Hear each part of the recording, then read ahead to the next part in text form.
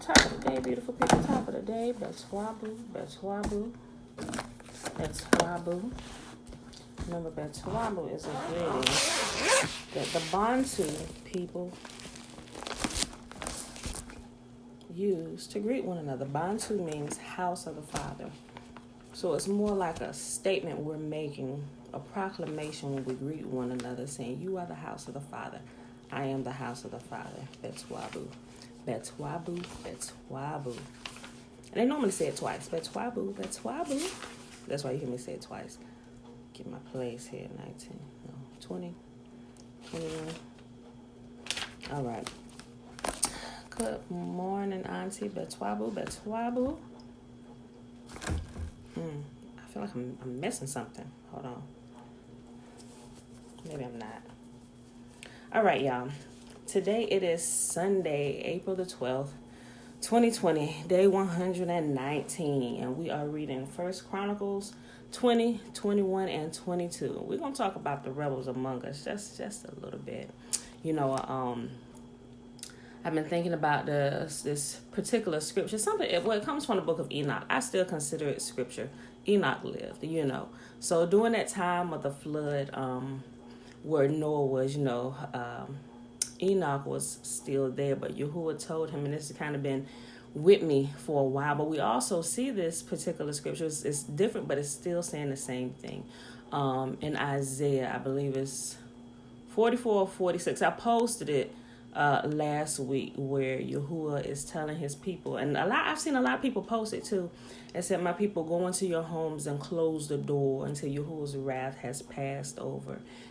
So it's still the gist of what he told Enoch to tell and to teach Noah. He said, and it's found in Enoch chapter 10, around literally at the beginning of the chapter, because Yahuwah was teaching Enoch that the great deluge or the flood was coming, and he said, go teach Noah how to hide himself so that he and his seed may remain in the earth. Because at that time Yahuwah had only saw that Noah and his seed were righteous. But although Noah, his sons and their wives. Noah, his sons and his wives. And still kind of the same thing with Lot. Although Lot was only able to save his two daughters, his wife was on the way, but she messed up and started thinking about life back in Sodom and Gomorrah or whatever. And his daughters' husbands, they like, man, get out. Ain't nobody have man gonna get out of here. So he was trying to save them all, but only him and his daughters. They're actually Lot's daughters. They are the ancestors. They're like the matriarchs. Those are the ones. The sons that they birthed by their father, which was something illegal to do. They're actually what comes from their children. Their seeds are the Amorites and the Moabites. They still here in the land today. All right, y'all. I'm not gonna do much of that talking today, but I'm about to go ahead and start reading. But I just really want to reiterate to you, everybody. Follow the rules. Stay home. If you ain't got to go out, stay in the house, especially since we found out, well, ain't no telling when, but it's already out there. The CDC didn't notify everybody until after it had happened. So gladly, Yahuwah, I'm grateful that I can hear his voice. Remember when I told you, I reposted it yesterday. But we found out the real reason why Yahuwah said he said cover your nose, your mouth, and your hair when you go out. I just cover everything just to be on the safe side, if I need to go out. And maybe since this happened, it was maybe like once a week just to pick up a few more things, food or whatever. But they said that, and indirectly, they admitted to actually spraying chemtrails in the sky, because the article says that the COVID-19 virus got into the batch of chemtrails. They said somebody coughed. Somebody coughed into a batch of chemicals. I mean, I could see that but come on. You bring in probably a sealed container that you attach onto something in a plane that has a nozzle, which is probably not even exposed. So I think that's a bunch of malarkey. I think the virus was purposely put into the chemtrails, but they said somebody coughed into it. Me, prior military, working with the birds on the flight deck and stuff. That's a lie. Somebody purposely had to do that, especially, like I said, especially for something that's being hooked up to a plane, to the mechanism of the plane to be able to spray the skies. That's not an open container. If so, that had to have been done during the, guys, however, I'm telling you, ain't nobody coughed or sneezing that. Somebody purposely put a vial of the virus into that. But anyway, that's why the CDC, they put out an article yesterday, and I didn't even know they had put it out. My sister called me. She said, "Girl, I just sent you something. Go look at it. Go." She said, "Man, I'm so glad we're here from y'all. Oh my gosh, I'm glad we'll be there." She said, "Go look at the article." So I pulled it. I'm like, "Calm down, girl, calm down." So I pulls it up. I'm like, oh, that's why he told us. It wasn't so much people coughing on your ear protects from that, but it was in the air. It was in the air. They was spraying the sky. It's coming down on it. It's in the air. So I'm just saying, people, follow directions. Stay in the house. If you're not an essential worker, stay in the house. If you don't need to go out, don't go out. Let me tell you something. I ain't never seen this many people out here in my neighborhood since they told us to stay in the house. All these people, granted, we got people that walk their dogs. They're normal people, but normally it's like earlier or later in the day because they're going to work. But as soon as they say, "Oh, you can get out, get fresh air and exercise," you got all these people, and I'm like, "Who are you? I've never seen you before." All these people taking jogs and walking down the street with their dogs, and it's one lady that pushes her dog in a stroller. I thought it was a baby. She pushing her poodle in a stroller. I'm like, the woman. And so I'm just looking. I'm like, you know what? All these people are rebels. I said, because as long as we've been living here, I ain't never seen this many people out here in my neighborhood trying to get this much exercise. It is beyond me. All right, y'all. So let me start this. I'm just saying, guys, don't be a rebel. Follow directions, because more of our people, we can. What's crazy is, Yahuwah said he's going to weed out the rebels among us. Some people just going to do what they want to do. I'm saddened.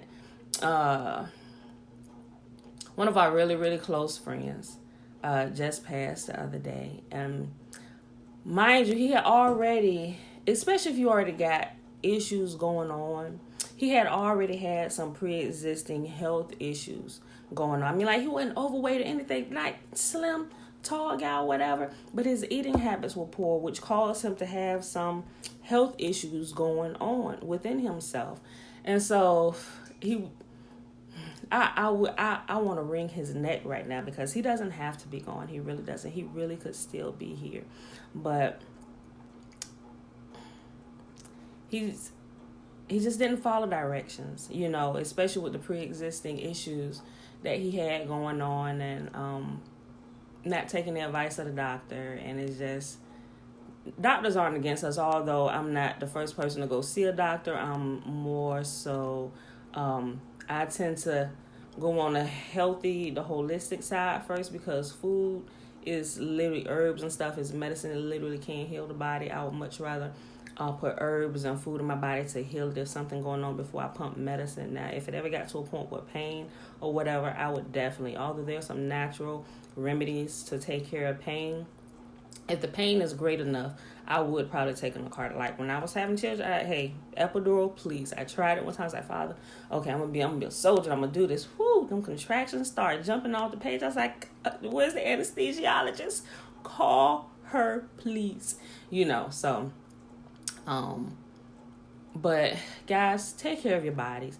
If you're eating poorly, this is the time to get your eating habits in order, so you can get your body in order. And just about, I ain't gonna say 100%, but maybe like 99% of the things going on with our, maybe 98 to 99% of things going on with our body happens because of the food we eat and the lifestyle we live. If we get that under control, we can add many, many years to our life, and we'll stop being so sick, And there's these viruses and stuff, even if it does happen to touch you, your body will be strong enough to fight it off, because you created a lifestyle of keeping your body alkaline. And alkaline is, we're mostly water. If we keep our water bodies in order and not have them be so acidic, like the wrong acid. Like we have citrus fruits, which are acidic, but it helps to alkalize our body. That's weird, but that's just the way it works. Everything that Yahuwah created natural, it helps to keep our body under control. But if you're eating bad acids, bad foods, processed stuff, it comes in and it disrupts the flow of your body and how it's supposed to work. If you eat those things, those life-giving things, your body will line up. It will correct itself. But if not, you're just going to throw your whole system out of order, and it's going to be hard to fight off stuff. It'll be hard sometimes for people to fight off colds and just the regular flu. Like, I rarely ever get sick. Like, unless, like my grandbaby come over here and sneeze, snot, I'm ready to toss him in the tub and stuff, but it gets you just that quick. But my system fought that off within 2 days, so I could feel the scratchiness in my throat, because that stuff, the stuff that flies out people's body when they're sick, it is really contagious, and it gets you sick just like that. But if your body's not strong enough, it's going to have a really hard time fighting it off, y'all. So don't be a rebel. Take care of your bodies. And here in Suffolk, Smithfield, the meat packing plant, this is the pork packing plant or whatever, the slaughterhouse. They got so many people, they had to shut it down. They got so many people that tested positive for COVID-19. Think about it, they are working with meat, and all this meat is being distributed all around Virginia, all kind of pork products and pork byproducts and stuff. I'm like, my sister said that day when the article came out, she said, me and my family just immediately became vegetarian.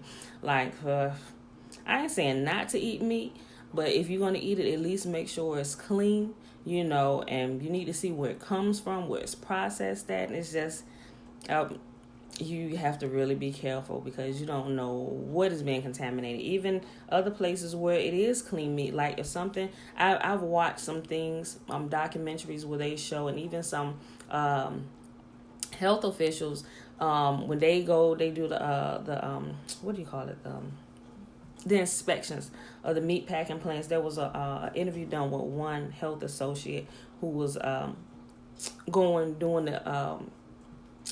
the routine inspections of the meat packing plants and stuff. That meat is not 100% clean, because even the chicken, they call it fecal soup. It's disgusting. And this is chicken, y'all. They allow chicken to soak up a few times, I forget the actual percentage of the actual weight of the chicken, where they sit it in this bucket, this big tub of water, and they allow the chicken to soak up the water till it becomes like a certain way. But the water's disgusting. I mean, they clean it, but once they start throwing the chicken in there, and you think about chicken too, chickens will eat anything. I tend to err on the side that chicken is not even clean. It's a hybrid from what I found out. But if you ever raise chickens, they eat seed and stuff. But if you, this one guy that raises chickens, he said chickens are disgusting. He said chickens will eat chickens, because they would grind up the meat and all this stuff or whatever. And they were raising pigs too. So if a chicken died, they would kind of just, how they do it, grind it up and just refeed it to them. And the chickens, if they were out and they would get into it, they would eat it. It's disgusting, so you got to really be mindful, guys, especially now. And China, they're talking about China. I read an article. I'm going to try and post it today, that China is experiencing a second wave of coronavirus. They're going back to work and stuff. I'm like, yeah, okay, yeah.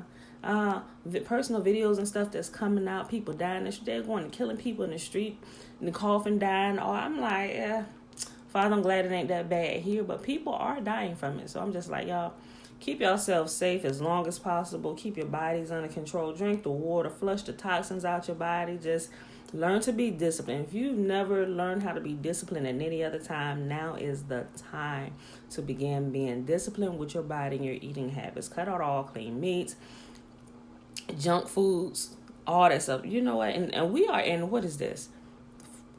The 5th day of unleavened bread.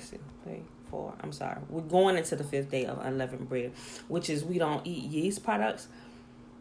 I can like this year, because once we learned about it a few years ago, we started trying to keep the practice of Yahuwah's feast, because he said these are forever. Like the normal Christian holidays and stuff, we don't celebrate those anymore, because matter of fact, Yahuwah speaks against them. He completely despises those days.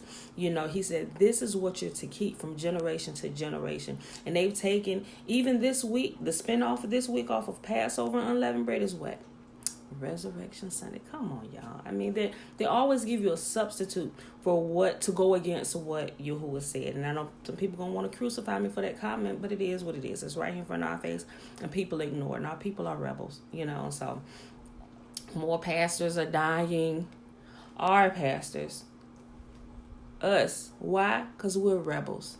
We don't follow directions. I didn't post this, but I said, me and my family, my immediate family, like mom, sister, and brothers, we have like a group where we talking every day. We just sharing this stuff with each other. I'm crying out like, Father, why do our people have to be so hard-headed? We die needlessly because we can't seem to control ourselves. We don't follow directions. We are the most hard-headed people.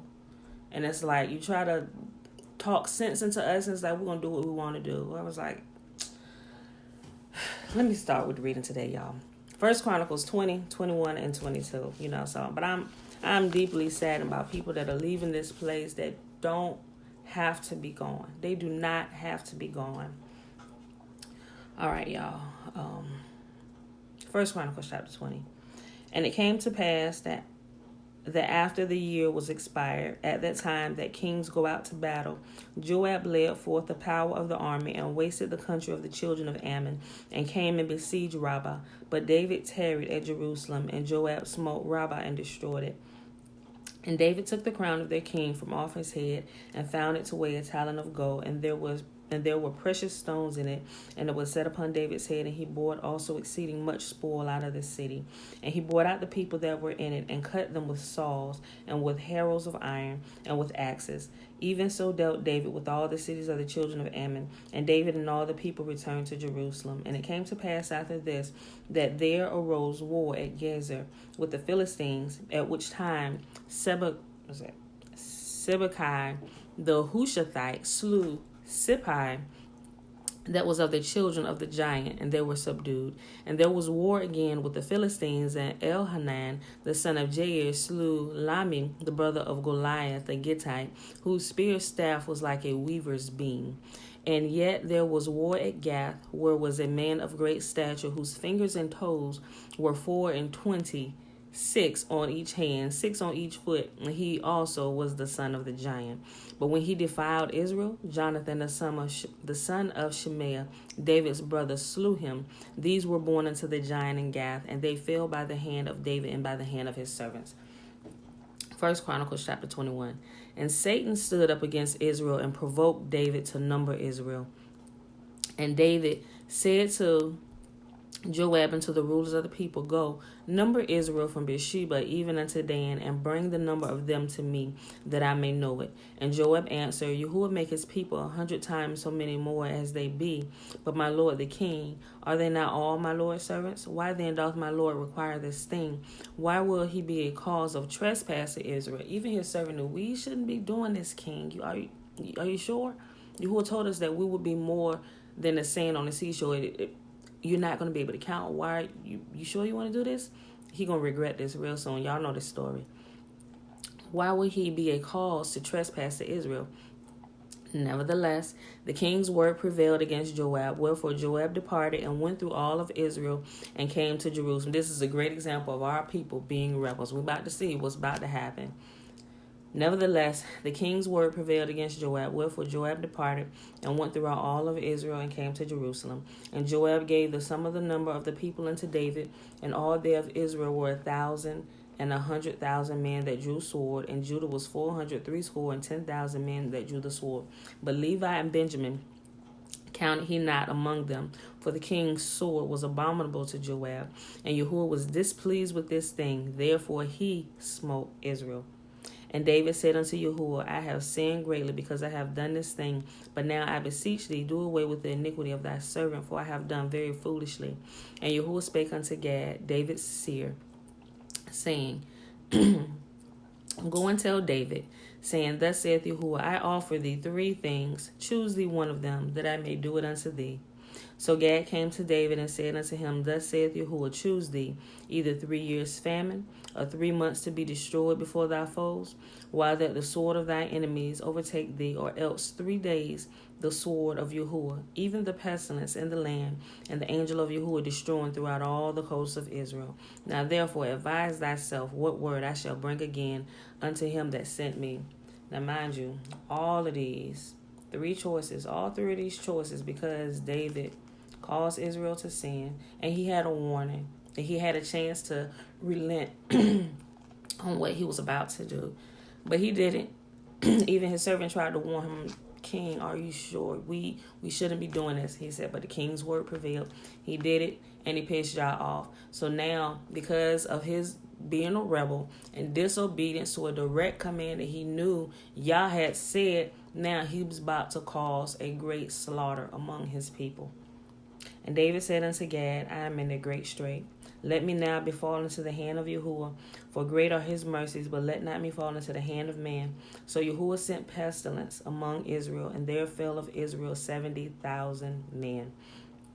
And Yahuwah sent an angel unto Jerusalem to destroy it. And as he was destroying, Yahuwah beheld, and he repented him of the evil, and said to the angel that destroyed, It is enough, stay now thy hand. And the angel of Yahuwah stood by the threshing floor of Onan the Jebusite. And David lifted up his eyes, and saw the angel of Yahuwah stand between the earth and heaven, having drawn a sword in his hand, stretched out over Jerusalem. Then David and the elders of Israel, who were clothed in sackcloth, fell upon their faces. And David said unto Yahuwah, Is it not I that commanded the people to be numbered? Even I it is that have sinned and done evil indeed. But as for these sheep, what have they done? Let thine hand, I pray thee, O Yahuwah my God, be on me and on my father's house, but not on thy people, that they should be plagued. And the angel of Yahuwah commanded Gad to say to David, that David should go up and set up an altar unto Yahuwah in the threshing floor of Onan the Jebusite. And David went up, saying of Gad, which he spake in the name of Yahuwah. And Ornan turned back and saw the angel and his 4 sons with him. And Ornan turned back and saw the angel and his 4 sons with him hid themselves. Now Ornan was threshing wheat. And as David came to Ornan looked, I didn't even realize that was there, y'all. I was talking about how Yahuwah told Enoch to go tell Noah to go hide himself, that him and his seed would be preserved in the earth because of the great terror, the horror, the flood, the deluge, the great deluge that was coming.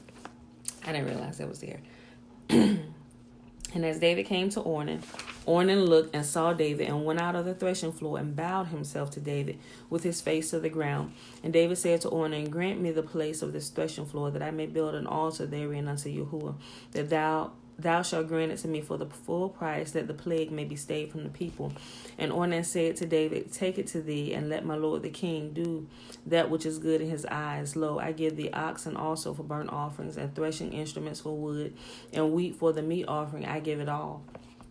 And King David said to Ornan, Nay, but I will verily buy it for the full price, for I would not take that which is thine for Yahuwah, nor offer burnt offerings without cost. So David gave to Ornan David gave to Ornan for the place 600 shekels of gold by weight.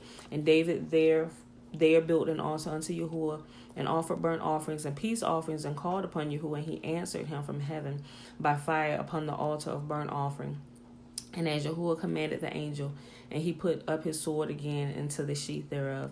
At that time, when David saw that Yahuwah had answered him in the threshing floor of Onan the Jebusite, then he sacrificed there.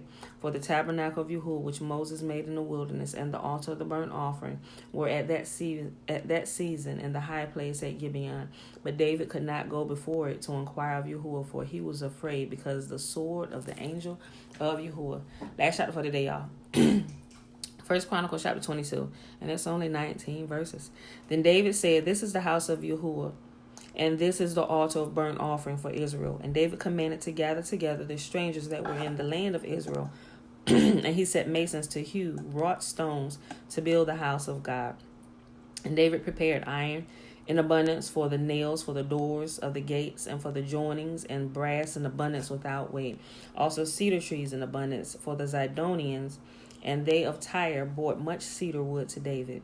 And David said, Solomon, my son, is young and tender, and the house that is to be builded for Yahuwah must be exceeding magnifical, of fame and of glory throughout all the countries. I will therefore now make preparation for it.